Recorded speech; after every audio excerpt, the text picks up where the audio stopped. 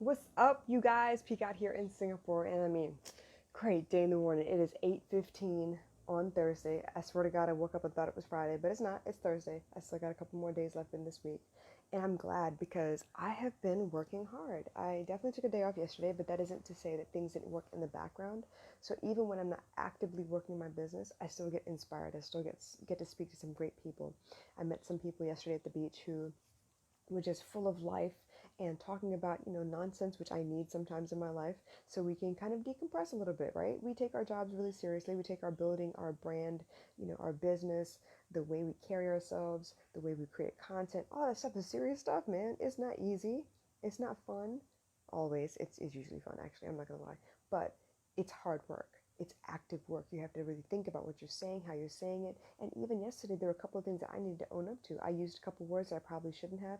No, they weren't curse words, but I did not describe a situation the way that I could have described it. I made it sound worse than it was, and that was my fault. So I was feeling some kind of way, and it projected into the way I was speaking, and that's not what I want ever. So the podcast obviously is for you to see, what I go through on a daily basis, what I'm facing, the lessons that I'm learning, because I'm fast forwarding my education in life, because I'm seeking out new information. I am seeking out other podcasts to listen to.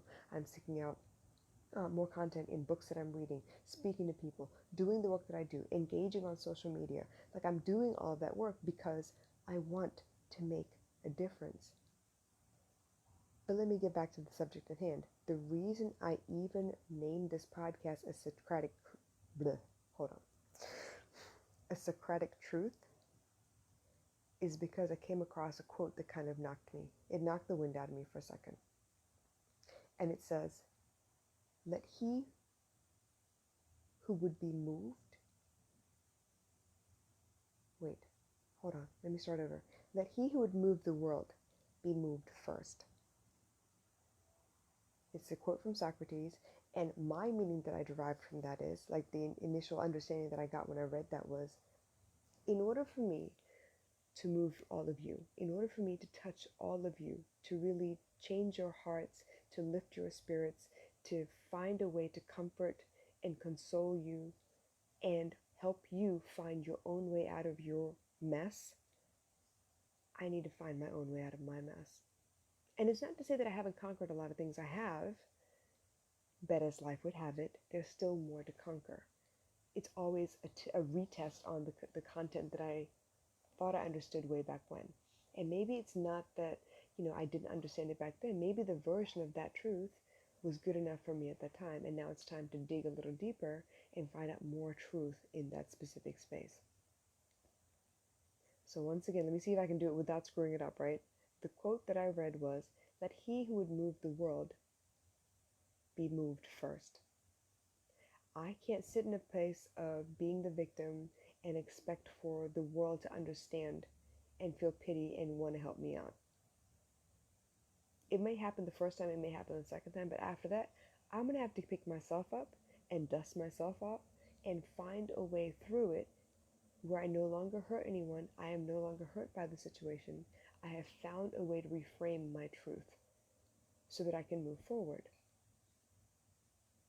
For some reason, the example of Monopoly is coming up. When you first play Monopoly, you get excited, right? Every time you pass go, you get $200. You have some money in the bank already. You keep collecting $200. It's like going to a job. You move your way around the board, you go to a job. But the point of Monopoly is not to just move past go. It is to avoid going to jail.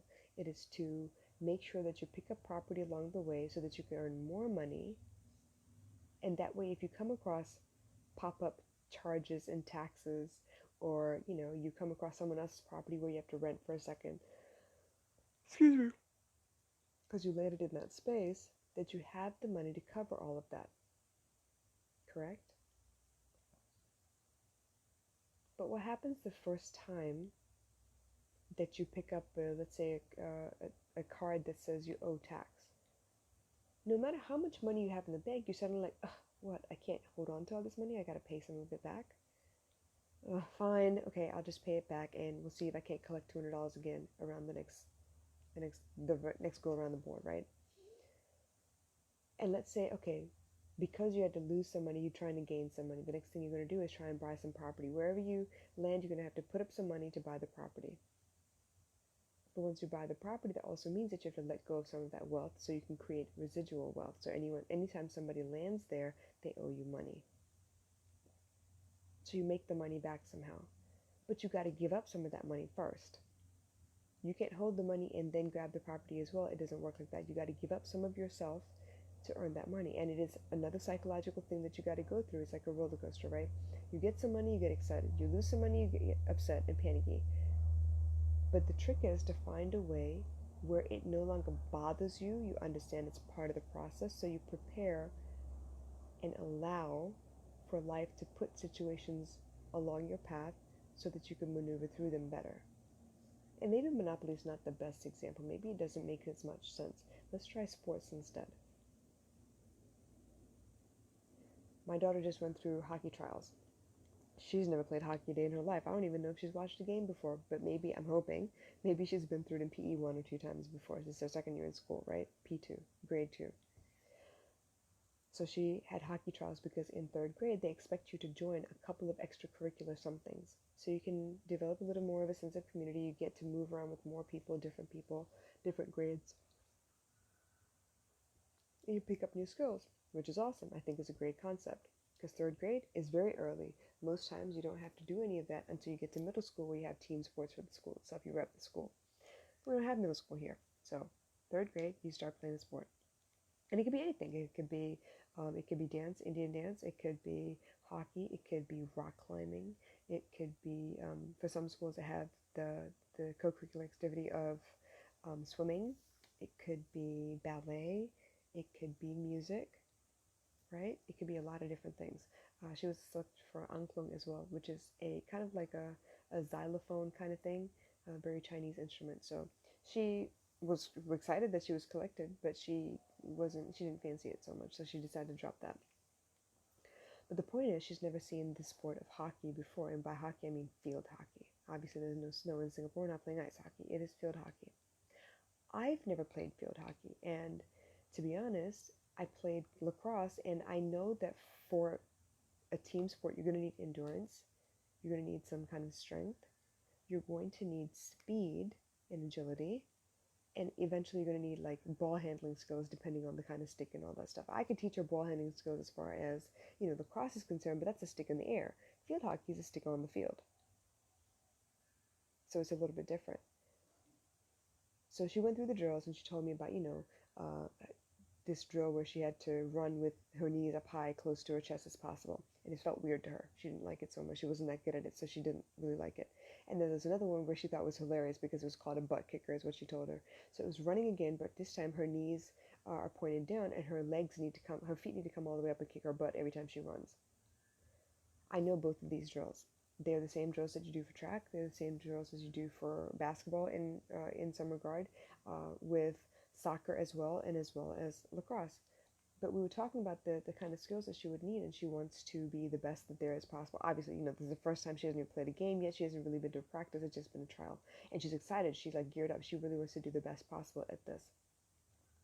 But in order for her to be good, before she even gets to be the best, in order for her to be good, she's going to go through some hard times.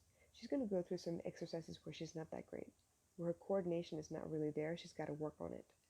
She's going to have to go through some mental emotions about everyone else around her has got it and she's not getting it. What does that feel like? What does she do next? Does she give up? Does she quit? Does she put up an attitude and start fighting the coach? Like, I've seen all of that happen on a team before. Does she just do the bare minimum and expect to be as good as everybody else? Or does she put in extra time? Does she start before she's expected to? Does she anticipate what will be expected of her and start doing ahead of time? And that's part of what I mean by, if you're going to move the world, you need to move yourself. If I'm going to teach people more about emotions, I really need to have a very good handle on my emotions, which I will never perfectly have because there will continuously be new situations that crop up. New experiences. I thought I had a handle on my temper really well. I thought I had a handle on my self-confidence. But there comes a time where you get comfortable with where you are, and then suddenly the universe will push and say, hey, you need to level up. You ready for this next bit? You ready for this next section of your talent, and so I have to start all over again. Same with my daughter. She's very fast. She used to hate being called it. When they played tag, she used to hate it, but they used to love it because they knew that she can catch her. Well, guess what? The more she played to catch people, the more she studied people's movements and how their body gives away which direction they're going to run, the faster she got at catching people. And so then they would stop asking her to catch, and they would stop tagging her as it, because they knew that if they tagged her, it wouldn't be but a matter of time, like maybe 5 minutes, before she caught the next person and she wasn't it anymore. So then it was, and what started off as something that she hated, she grew to love because she worked at it. It became easier for her to just chase and catch people. So the same thing, she was really good at running. She's very fast in her, her PE class, and now with this hockey situation, she's going to have to build her agility, build her ball handling, build her stamina. So where she thought she was at the top of her game, she's going to start again. Let's put it in another context. You go through elementary school, you start at the bottom, you go to the top, Here it's the 6th grade, which is the top. You're at the top of your game, you know all the teachers know you, they know what to expect. Maybe you're a head girl, maybe you're a prefect, any of those things, right? You've mastered the art of being in elementary school. In the US, it's 5th grade. Primary school, you got it. You're at the top of your game. Everybody knows you. You're there to be able to support the younger kids. They look up to you. You are the master of primary school. And then the end of the year comes and you get a little bit of a graduation, get a pat on the back. Oh my gosh, you did so good. Are you ready for the next level? Suddenly you're in middle school. And for us, it's Sec 1, secondary school. Which generally means there's going to be a change in the kids that you're in school with. Maybe you move districts. Maybe you have to, find a different school that's not included in the original school. Sometimes, like, I went to school, it was a private school, and from K through 12, it was the same school. So I met the same people all the way through, right? It wasn't so bad. But in some places, like, let me think, Phoenix is elementary school. And Phoenix does have a middle school attached, but once you get ready to go to high school, you got to go to Bethel. It's a different place, which means people from other places within Hampton will get to Bethel. Here in Singapore, my daughter goes to Hougang Primary. Once she gets out of Hougang Primary, it depends on where we're living at the time. She could go to Hougang Secondary, or she could go somewhere else. She could go to Yishun somewhere. She could go to Sembawang somewhere. She could go to Punggol somewhere. It just depends. But the point is, it's going to be a different set of kids. It's going to be a different set of kids. So when you get to the top of your game, you're like, oh my God, I got it. I know what to expect. I know which teachers to avoid. I know if I get any one of these teachers for PE, I know what to do with them. And this person for music, I know what to do with them. I got this. I understand. And then you graduate, and then you move on to the next level of your education. You're like, I don't know shit. I gotta start all over again. And I thought I was confident before, and now I gotta work on my confidence again, because suddenly there's a new set of people, a new set of friends, a new set of teachers. I don't know any of the culture here. I need to figure out how people do things here and figure out how I can move forward as well. I will use what I've learned before, and hopefully that will help me, but chances are you're going to up your studying game. You're going to change the way you study a little bit. Chances are you're going to find a way to make new friends, because the people you grew up with, you took advantage of the fact that you've been with them so long that they're just your friends. Now you got to make friends all over again in a new environment.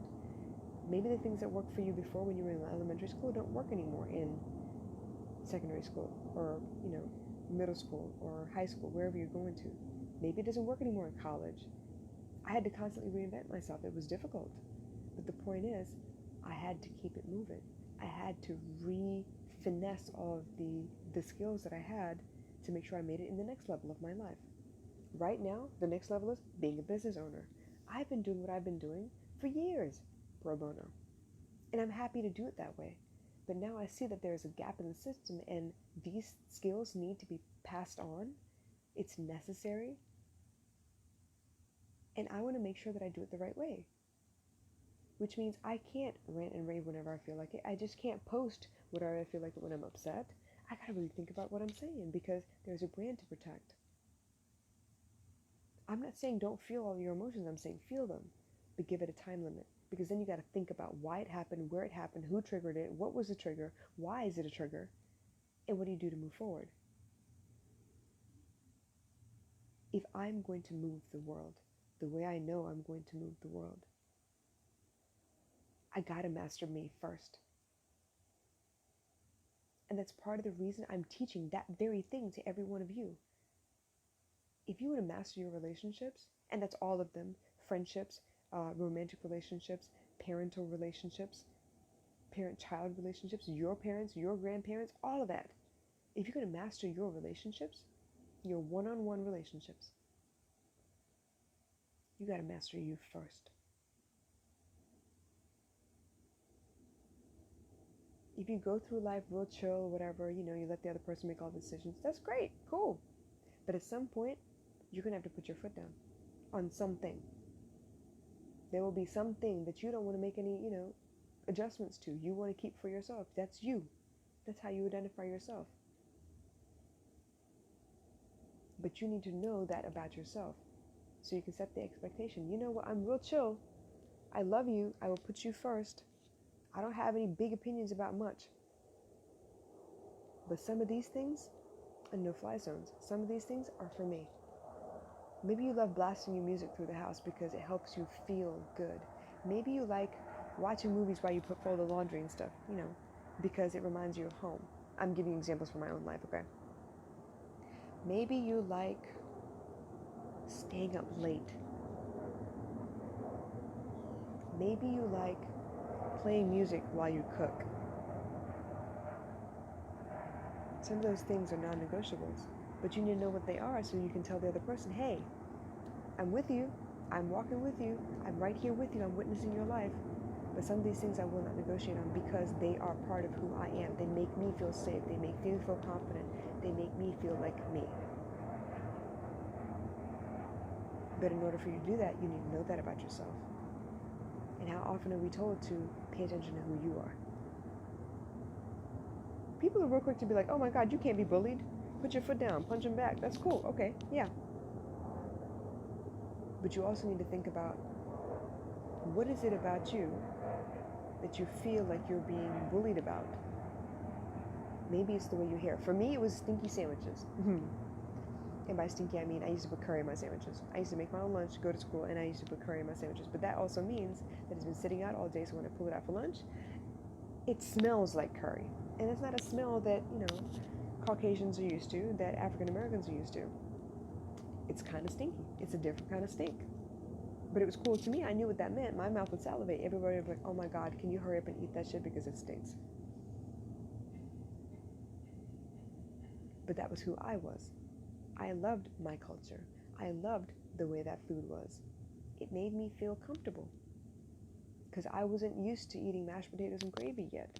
I wasn't used to eating fried chicken the way they fried chicken because, let's face it, it was kind of dry.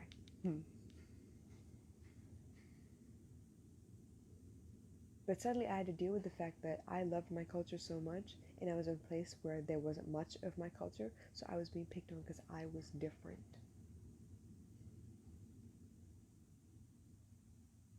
And I needed to understand that that was actually a superpower of mine, because for me to learn how to deal with bullies in that environment, because I was different, meant that for the rest of my life, I would know that I loved that about myself.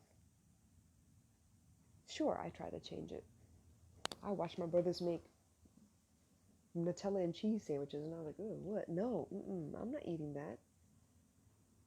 I like curry. I had to learn to put my foot down. I had to learn to deal with it. I had to learn to not let it faze me, so that I didn't feel like being bothered or being bullied. And then I started looking at the bully themselves. There was one time where I plucked up the nerve to offer a part of my sandwich to the bully. Oh, you think it's stinky? Okay, fine. Why don't you try this? And you know what? I had a fan for life. He actually liked my sandwiches. And the fact was that he didn't have anything to eat. And though it smelled funny, he was hoping that I would let him try it anyway. But he didn't use his words to express what he wanted. He just wanted me to feel ashamed that I had food, and he didn't want me to eat it in front of him because it made him feel badly. Everybody has a story, you guys. And in order for me to master mine, I had to go through some pain. But once I mastered it, I was able to see objectively and put myself in the other person's shoes and ask them, hey, what about this bothers you so much? And obviously I didn't do it in public because that would be considered bullying him back, right? Which means I can get my ass kicked. But yeah, at some point I asked and they were able to tell me. They were shocked. They were like, what? No? But eventually, because I asked again and again, we got to know each other a little bit. And suddenly I understood that because they couldn't take seeing other people who did. And like most people, they'd rather bring you down to their level than rise up to the occasion. So, once again, if it is your intention to move the world, to change the world, to uplift the general collective, to raise the vibration around the world, you have to master your own vibration first. And it will never be truly mastered, but every time you find yourself in a new situation, feeling those feelings all over again, take the time, sit in that discomfort, and figure it out. Figure it out. There's a lesson in there. There's something you need to know. And I swear, once you figure it out, you'll know why you had to figure that out. Lately, I've been going through it with my daughter. Not anything big or major, but, we talk a little bit more, and she tells me, how she's feeling about school and stuff. And she's feeling some new feelings. This whole CCA program, she's excited about, but she's nervous as hell. And I watched her in practice for a little bit, and she spent a lot of time, once she spotted me, obviously, she started putting on a show, which meant she would try and get the ball, and when she didn't, she'd look at me and shrug her shoulders, going, whatever. And I talked to her about that, and she was like, yeah, but I don't like the fact that I didn't do well. I was like, girl, it's your first day. It's not even practice. They're not teaching you anything. They're just trying to see how well you take instruction. And I didn't realize how important all of these little conversations with my daughter were until I met a young lady who said she loves her kids to death. She's trying to do better. She's trying to do different for her kids. She's trying to do different than she had. But she finds herself in very unfamiliar territory because she doesn't know any other people that are doing it the way she's doing it. And she wants to revert back to what she knows because she understands what will happen. She knows what will happen. It didn't destroy her. But she also knows that her kids are fragile. They're resilient, but they're fragile. And she needs to make sure that she makes the best of every situation because she doesn't want to have to undo anything later. She wants to do it right the first way, as much as possible.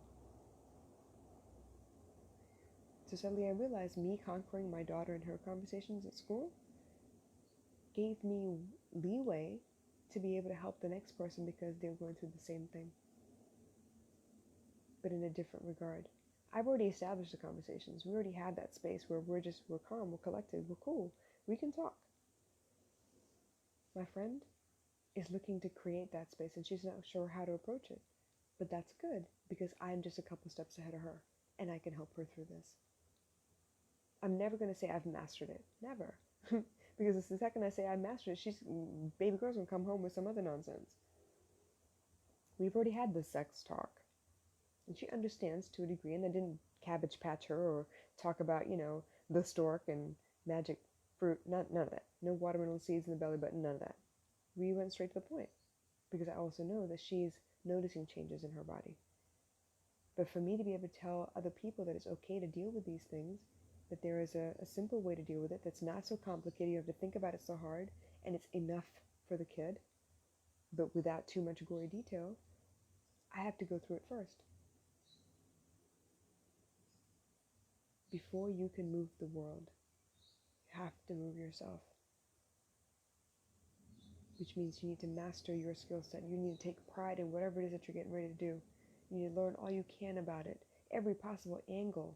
You need to talk to a lot of people too. Because just because you see it one way doesn't mean they see it the same way. And for you to understand how they see it means you can teach it more effectively. I love you guys. I hope this makes sense. I hope you know what I'm trying to tell you here. Get to work. Start sharpening your skill set. Take pride in your work. Show the world who you are. Every day. Not just when you got it mastered, every day. That's important. My tribe knows. I'm going to admit my faults. I'm going to break down and cry sometimes. I'm going to laugh at stupid stuff. But I'm also going to share the things that were really like epiphanies to me, that changed the way I saw the world. Because it changes daily. It does. I love you guys. I want y'all to succeed. We do this together, not by ourselves. You need me just like I need you. Alright, y'all. My stomach's grumbling. I gotta go eat. I will catch you guys soon.